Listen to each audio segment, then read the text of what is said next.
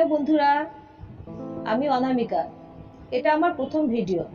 আজকে আমি এমন একটা বিষয় নিয়ে কথা বলছি, আশা করি এটা শুনে তোমাদের ভালো লাগবে।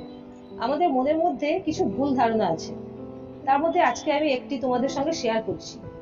আমাদের ধারণা যে আলু খেলেই আমরা মোটা হয়ে যাব, কিন্তু এই ধারণাটা সম্পূর্ণ ভুল। আমাদের প্রধান খাদ্য ভাত বা রুটি হলেও পশ্চিমী দেশগুলোতে কিন্তু আলুই হচ্ছে প্রধান খাদ্য। আলু কার্বোহাইড্রেট, স্টার্চ ও ফাইবার প্রধান হওয়ায় কোষ্ঠকাঠিন্য দূর করে, হজমে সাহায্য করে, রক্তে ট্রাইগ্লিসারাইড এবং কোলেস্টেরলের মাত্রা কমায়, অন্ত্রনালীর ক্যান্সার প্রতিরোধ করে, ক্যান্সার এবং হৃদরোগ আটকাতে সাহায্য করে আলুর অ্যান্টিঅক্সিডেন্ট। তাহলে বন্ধুরা, আমরা দেখলাম যে আলুর কত গুণ আছে। যে আলুর এত গুণ, তার কপালে এত নিন্দে মন্দ জোটে কেন? আলু খেলে কি সত্যি মোটা হয়? না, হয় না। আমরা রোজ কত আলু খাই? বড় জোর 100 গ্রাম বা তারও কম।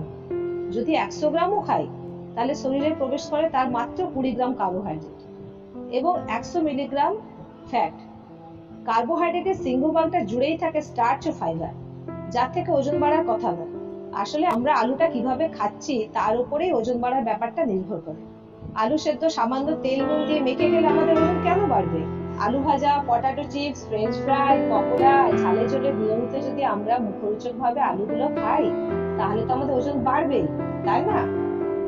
এই জন্য আলু বেচাদের কি দোষ? সঙ্গ দোষেই আলুর যত বদনাম।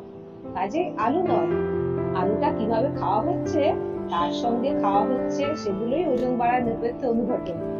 তাহলে বন্ধুরা, আজ থেকে আমরা এই ভুল ধারণাটা দূর করব যে আলু খেলেই আমরা মোটা হয়ে যাব।